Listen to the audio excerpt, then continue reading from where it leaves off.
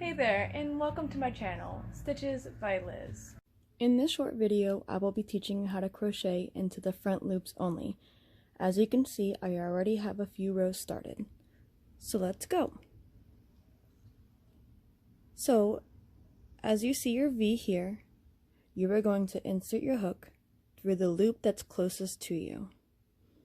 Like so. You're going to leave that back loop. You're going to make a single crochet right in that loop. Again, you have your V shape right here. Insert your hook through the loop that's closest to you and make your stitch. Closest to you and make your single crochet.